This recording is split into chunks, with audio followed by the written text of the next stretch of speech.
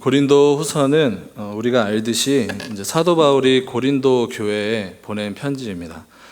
사도 바울이 고린도 교회에 보낸 편지가 이제 고린도 후서, 전서, 후서 외에 이제 전송되지 않은 두 개의 편지가 이제 더 있는데, 바울이 그것을 고린도 전후서에서 각각 이제 밝히고 있습니다. 고린도 교회는 사도 바울이 이제 1년 6개월 동안 고린도에 이제 머물면서 이제 세운 교회인데, 근데 고린도 전서를 우리가 봤을 때 이제 당시 고린도 교회에 참 여러 가지 이제 어려운 문제들이 있었던 것을 우리가 알 수가 있습니다. 교회 내에 이제 가장 먼저 눈에 들어오는 것이 이제 바울파, 게바파, 그리스도파 등 여러 분파가 이제 고린도 교회 안에서 나뉘어진 것을 볼 수 있었고, 또 근친상간이나 우상숭배나 이제 예배에 관한 여러 가지 문제들이 이 고린도 교회에 있어서 바울이 이제 고린도 전서를 써서 그 문제를 이제 바로 잡으려고 했고, 또 디모데를 직접 이 고린도 교회에 보내기도 하지만 이제 고린도 교회 성도들은 이 바울이 보냈던 디모데를 이제 제대로 대접하지 않았고, 바울의 사도권에 대해서도 이제 계속 물고 늘어지고 문제를 삼는 것을 볼 수가 있습니다. 그래서 고린도 후서는 바울이 이제 자신의 사도권을 변호하는 내용이 이제 총 13장 중에서 이제 8장에 걸쳐서 이제 기록이 되어 있고, 이제 2장은 예루살렘 교회를 위한 연보에 관한 것이고, 나머지는 이제 고린도 교회와의 올바른 관계 회복에 이제 대한 내용들이 이제 고린도후서 전체에 이제 기록이 되어 있습니다. 혹자는 이제 이 고린도후서를 사도 바울의 자서전이다라고 이제 부를 정도로 이제 사도 바울의 어떤 생애와 그의 인간적인 모습이 잘 담겨져 있는 서신이다라고 이제 말하고 있습니다. 사실 오늘 본문은 제가 장례 설교를 이제 준비하는 가운데 정했던 그런 본문입니다. 올 한 해 이제 저 개인적으로는 가장 많은 장례를 이제 경험을 했는데, 근데 장례를 치르면서 늘 제 마음 가운데 들었던 고민 중에 하나는 뭐였냐면, 제가 목사로서 어떤 말로 이제 유족들을 위로하고 또 어떤 말을 내가 해야 되는 것일까라는 그런 고민이 늘 제 마음에 있었습니다. 근데 문제는 사랑하는 가족들을 떠나보낸 그 슬픔을 이제 그 당사자들 외에 다른 이가 어떻게 그 슬픔의 깊이를 다 알 수 있겠냐라는 겁니다. 고인이 되신 분과 또 그 가족들이 함께 살아온 그 삶의 정황들을 잘 알지 못하는 상태에서 이제 섣부르게 어떤 위로의 말을 건넨다라는 것이 이제 결코 쉽지 않았었고, 또 마음으로는 너무너무 위로를 드리고 싶었지만 참 조심스러워서 입이 잘 떨어지지가 않더라고요. 근데 그런 가운데 제 마음에 들었던 생각 중에 하나는 뭐였냐면, 사람은 사람에게 결국에 온전한 위로를 줄 수 없다라는 사실입니다. 사실 우리는 겪어보지 않으면 잘 알 수 없습니다. 욥기서를 보면 이제 욥의 친구들이 자식과 재산과 건강까지 잃은 그 욥을 찾아와서 이제 처음에는 위로를 하려고 하지만 결국에는 욥의 고난을 이해하지 못해서 여러 논리로 그 고난을 해석하다가 자기들 나름대로 이제 욥의 고난을 판단하는 것으로 가게 되죠. 그들의 수많은 말들은 욥에게 전혀 위로가 되지 못했고, 오히려 논쟁을 일으켜서 욥의 마음을 더 어렵게 했습니다. 그러니까 위로는 누가 할 수 있냐면 겪어본 사람이 위로를 할 수 있다라는 겁니다. 그래야 다른 사람을 더 깊이 이해하고 공감할 수가 있습니다. 이렇게 위로라는 것은 위로를 받아야 하는 자의 심정을 온전히 아는 자만이 이제 위로를 할 수가 있는 것인데, 근데 놀라운 것은 오늘 성경이 오늘 우리에게 하나님에 대해서 뭐라고 말씀하시냐면 3절 말씀을 보면 우리 하나님께서 모든 위로의 하나님이시다라고 말씀합니다. 그리고 이렇게 하나님께서 모든 위로의 하나님이시다라는 것은 주께서 우리의 심령과 우리의 패부를 다 아시는 유일한 위로자가 되신다라는 것을 이제 전제로 이제 하는 것이죠. 위로에 해당하는 헬라어의 원형의 뜻은 곁에서 부르다라는 그런 뜻입니다. 그러니까 이 위로라는 것은 하나님께서 위로가 필요한 사람의 곁에서 그 사람을 부르시는 것이 위로다라는 겁니다. 하나님이 곁에서 부르시는 것만큼 우리에게 더 큰 그 위로를 주는 것이 어디에 있을까요? 바라옵기는 언제나 우리를 곁에서 부르시고 또 우리를 위로해 주시는 그 자비의 하나님을 충만하게 경험하는 성도님들 되시기를 간절히 소망합니다. 특별히 앞서 하나님께서 이제 우리의 모든 것을 아시는 분이기 때문에 우리의 유일한 그런 위로자가 되신다라고 이제 말씀을 드렸었는데, 특별히 히브리서 4장 15절은 이렇게 말씀합니다. 그 전능하신 하나님께서 우리를 이제 아시기 위해서 어떤 일을 행하셨는지에 대해서 이제 말해주고 있는데, 히브리서 4장 15절을 제가 읽어드리면, 우리에게 있는 대제사장은 우리의 연약함을 동정하지 못하실 이가 아니요 모든 일에 우리와 똑같이 시험을 받으신 이로되 죄는 없으시니라 라고 이제 말씀합니다. 그러니까 여기서 말하는 대제사장은 예수 그리스도를 이제 가리키는 것이고, 그 대제사장 되시는 예수님께서 우리의 연약함을 동정하지 못하실 이가 아니다라는 겁니다. 근데 여기서 쓰인 이 동정이라는 단어는 다른 성경을 보면 이제 체휼이라는 단어로 이제 번역돼서 쓰이기도 했는데, 그럼 이 체휼이라는 단어는 무슨 뜻이냐면 사전적인 의미로는 처지를 이해해서 불쌍하게 여기다라는 그런 뜻입니다. 근데 지금 누가 체휼을 하신다라는 거예요? 우리의 대제사장 되시는 예수 그리스도께서 우리를 체휼하신다라는 겁니다. 그럼 어떻게 체휼을 하셨느냐? 우리를 위해서 성육신하시고 우리를 위해 인간으로서 겪는 모든 그 시험을 다 받으셨기 때문에 우리가 처한 형편과 처지를 진정으로 다 이해하고 불쌍히 여기실 수 있는 분이다라는 겁니다. 하나님께서 그냥 말로만 너가 처한 그 형편과 처지를 이해하고 불쌍히 여긴다라고 말로만 말씀하신 것이 아니라, 우리를 향한 그 하나님의 긍휼하심과 자비가 그 우리의 연약함을 체휼하시는 예수 그리스도를 통해서 우리에게 실제적으로 나타났다라는 겁니다. 그래서 히브리서 기자는 예수님이 우리를 온전히 체휼하시는 분이시기 때문에 우리에게 어떻게 하라고 얘기하냐면, 그 다음 절에 이렇게 말씀합니다.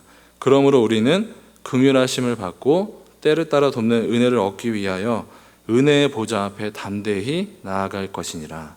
아멘.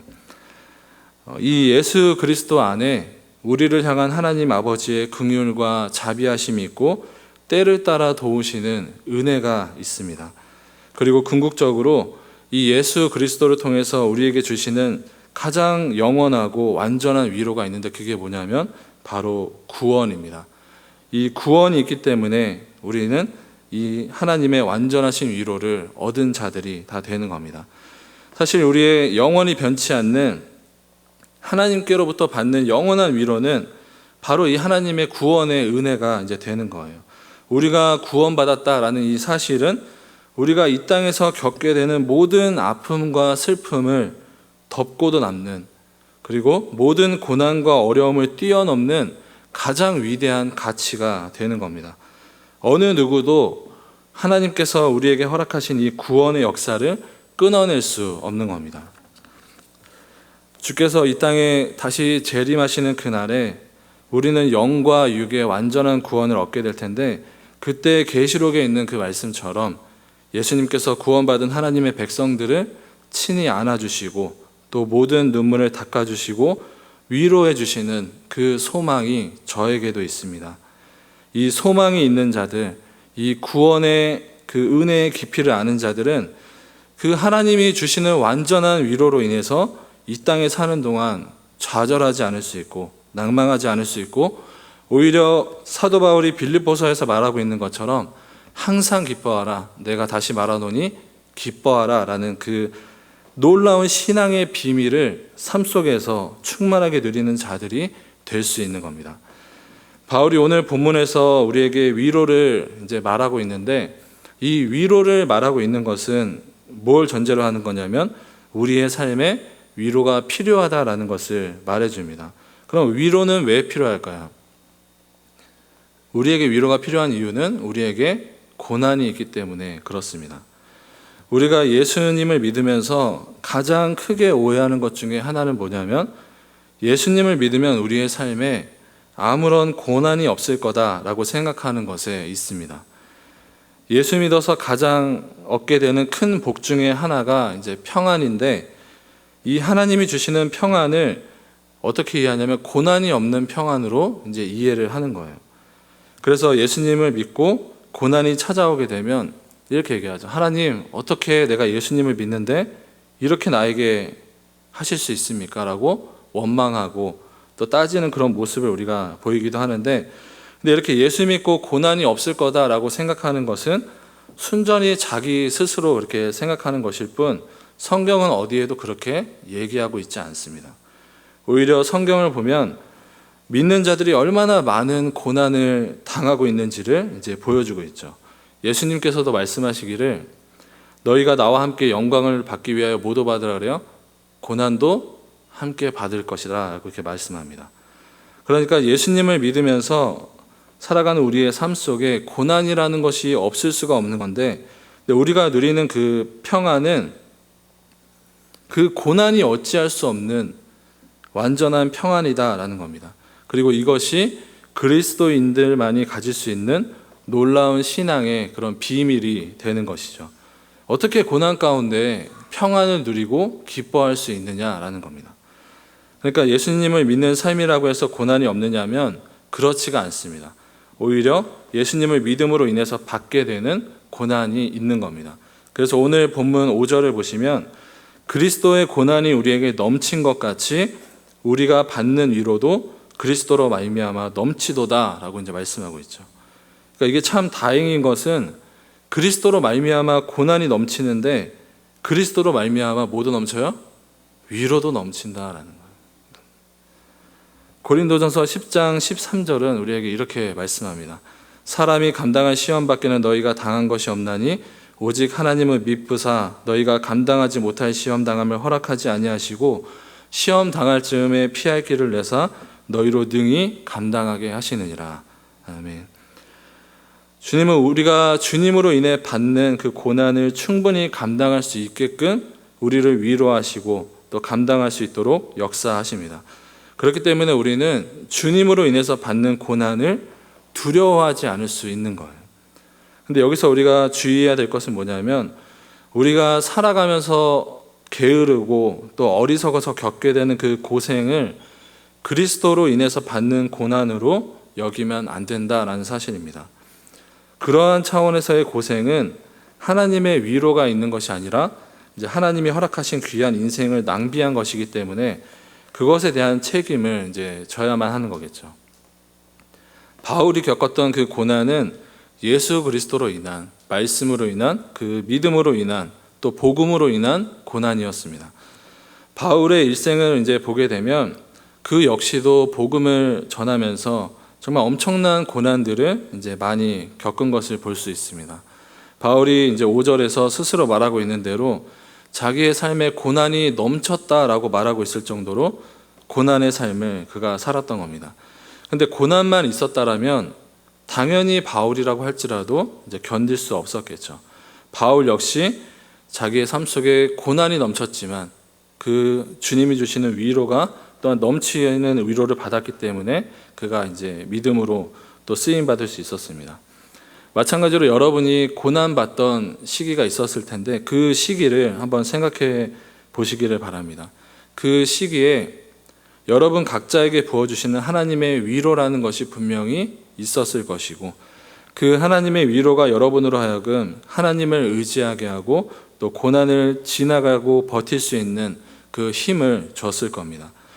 6절을 보면 바울은 이제 자신이 환난을 당하는 것에 대해서 이유가 있다라는 것을 우리에게 이제 알려주는데 이제 이렇게 얘기하죠. 우리가 환난을 당하는 것이 너희가 위로와 구원을 받게 하려는 것이고 우리가 위로를 받는 것도 너희가 위로를 받게 하려는 것이다 라고 이제 얘기합니다. 바울은 6절에서만 이 너희라는 말을 4번이나 이제 반복해서 사용하고 있는데 그렇게 함으로써 고린도 교인들이 바울 자신이 가지고 있는 하나님의 위로와 구원을 얻기를 이제 바라고 있는 거죠. 그러면서 바울은 이제 자신이 당했던 고난에 대해서 이제 언급을 합니다. 8절에서 9절을 보시면 그 내용이 기록되어 있는데 이제 사도 바울은 하나님이 주신 그 사명을 따라서 늘 복음을 전하기에 이제 힘썼는데 8절을 보면 뭐라고 하냐면 힘에 겹도록 심한 고난을 당하여 살 소망까지 끊어지고 9절에 우리는 우리 자신이 사형 선고를 받은 줄 알았다라고까지 이제 말씀을 합니다. 바울은 복음을 증거하다가 이제 루스드라라는 곳에서 유대인들에게 돌로 맞아서 거의 죽을 지경까지 갔었고, 빌립보에서는 귀신 들린 여종을 이제 낫게 해줬다가 고소를 당해서 매를 맞고 이제 투옥되기도 했고, 뭐 유대인들에게 살해당할 위협을 당한 것은 수도 없습니다. 그럼 하나님께서 왜 다른 일도 아니고, 지금 사도 바울이 자기 개인의 삶을 사는 게 아니잖아요. 다른 일도 아니고 하나님의 복음을 전하는 일에 지금 전심전력을 다하고 있는데, 왜 하나님께서 바울을 안전함으로 보호하지 않으시고 왜 이런 고난들을, 죽음의 위기에 놓이는 그런 고난들을 겪게 하시느냐라는 겁니다. 여기에 하나님께서 우리로 환난을 겪게 하시는 궁극적인 이유가 여기에 있습니다. 말씀을 보면 이는 우리로 자기를 의지하지 말고 오직 죽은 자를 다시 살리시는 하나님만 의지하게 하심이라 라고 이제 말씀하고 있습니다. 환난은 우리에게 두 가지 역할을 합니다. 우리의 연약함과 우리의 아무것도 아님을 이 환난이 가르쳐주고, 그래서 우리로 하여금 우리가 진정으로 의지하며 살아갈 대상이 누구인가에 대해서 이제 알게 해주죠. 오직 죽은 자를 다시 살리시는 그 능력의 하나님만을 의지하게 하고자 하시는 이 하나님의 뜻이 우리에게 베푸시는 환난 가운데 있는 겁니다. 그러니까 여러분, 우리에게 어떠한 환난과 어려움이 오게 되면 우리가 어떻게 해야 돼요? 그것을 하나님이 나로 하여금 하나님을 더욱 의지하며 살라고 말씀하시는 그런 하나님의 사인이다라고 우리가 생각하고 믿음으로 받으시면 됩니다. 근데 사실 우리는 환난을 당할 때 이제 자기의 힘으로 다 해결을 하려고 하죠. 어떻게든 내 손으로 해결해 보려고 하다가 결국에 안 될 때 하나님 앞에 이제 나와서 도움을 구하는 그런 어리석은 모습들을 우리가 보이고 있는 건데, 어찌됐든 우리로 환난을 겪게 하시는 하나님의 뜻은 분명합니다. 우리를 하나님만 의지하게 하시려는 그 하나님의 뜻이 믿는 자가 겪게 되는 환난 가운데 있는 겁니다. 그리고 이어지는 10절은 우리가 그렇게 하나님을 의지했을 때 하나님께서 어떻게 이제 우리에게 역사하시는지를 가르쳐 주는데, 우리 10절 말씀을 같이 한번 읽어보겠습니다. 10절입니다. 그가 이같이 큰 사망에서 우리를 건지셨고 또 건지실 것이며 이후에도 건지시기를 그에게 바라노라. 아멘. 하나님께서 바울을 이제 자기를 사망에서 건지셨고, 또 그렇게 과거에서 건지신 하나님께서 앞으로도 건지실 것을 이제 바울이 확신하는 가운데 하나님의 도우심을 구하면서 이제 믿음으로 나아가고 있는 모습을 이제 보이고 있는 거죠. 하나님은 자기를 의지하는 자를 결코 외면치 않으시고 반드시 건지시고 인도하시는 겁니다. 마지막 11절을 보시면 바울이 기도를 요청하는 것을 이제 볼 수 있는데, 왜냐하면 중보 기도를 통해서 바울이 환난에서 건짐받기를 원했고, 이후에 이 기도의 응답으로 자신이 환난에서 건짐을 받게 되면 이를 본 사람들이 하나님께 감사함으로 이제 영광 돌리게 될 것을 알았기 때문에 그렇습니다. 11절은 특별히 이제 세번역 성경으로 읽는 것이 좀 더 우리에게 쉽게 다가오기 때문에 11절을 제가 세번역 성경으로 읽어드리겠습니다. 여러분도 기도로 우리에게 협력하여 주십시오. 많은 사람의 기도로 우리가 받게 된 은총을 두고 많은 사람이 우리 때문에 하나님께 감사를 드리게 될 것입니다. 아멘. 우리 교회도 늘 새벽마다 공동의 기도 제목으로 이제 기도하고 있습니다. 특별히 환우들과 또 어려움 가운데 있는 성도들을 붙들고 우리가 날마다 기도하고 있는데, 우리가 함께 중보 기도했던 그 환우분들이나 어려움 가운데 있는 성도님들이 하나님의 은혜 가운데 어려움에서 벗어난 소식을 듣게 된다라면 그것이 얼마나 우리 기도하는 공동체에 감사한 일이 되겠습니까? 그러니까 이것이 우리가 간절히 기도해야 되는 그런 이유가 되는 겁니다. 코로나가 이제 시작된 이후에 어느덧 2년이 지금 가까운 시간이 되어가고 있고, 이제 위드 코로나를 준비하고 있는 그런 상황입니다. 코로나로 어려운 시기를 지나면서 우리에게 가장 필요한 것 중에 하나가 뭘까라는 것을 생각해 봤을 때 이제 위로가 되지 않을까라는 생각을 늘 했었습니다. 다들 힘든 시기를 지나고 있기 때문에 다들 위로가 필요한 겁니다. 얼마 전 제가 이제 TV를 보는데 한 프로그램에서 사람마다 각자 자기가 듣고 싶은 말을 이제 꺼내놓고 이 내가 꺼내놓은 말을 상대방이 이제 나에게 말해줌으로써 그 마음을 위로하는 시간을 가지는 것을 이제 봤었습니다. 근데 그 사람들이 이제 듣고 싶어서 꺼내놓았던 그 말이 사실 별거 아니었어요. 어떤 말이었냐면 누구야 너 잘하고 있어 라는 그런 말이었고, 또 누구야 그냥 너 하고 싶은 대로 해, 이런 말을 이제 듣고 싶어서 꺼내놨었는데, 참 이런 말들이 참 별거 아니고 우리가 쉽게 할 수 있는 말이지만 이 말이 듣고 싶은 자들에게는 그게 큰 위로가 되고 격려가 되어서 그 말을 들은 사람들이 막 우는 것을 이제 본 적이 있었는데, 그것을 보면서 이제 우리가 살아가는 이 시대가 참 메마르고 강팍한 그런 위로가 없는 시대다라는 그런 생각이 들었던 것 같습니다. 근데 오늘 본문 4절 말씀은 우리에게 이렇게 말씀을 합니다. 우리 4절 말씀을 마지막으로 한 번 더 같이 읽어보겠습니다. 4절입니다. 우리의 모든 환난 중에서 우리를 위로하사 우리로 하여금 하나님께 받는 위로로서 모든 환난 중에 있는 자들을 능히 위로하게 하시는 이시로. 아멘. 하나님은 우리를 위로하시는데 우리가 받은 그 하나님의 위로로 다른 환난 중에 있는 자들을 능히 위로하게 하십니다.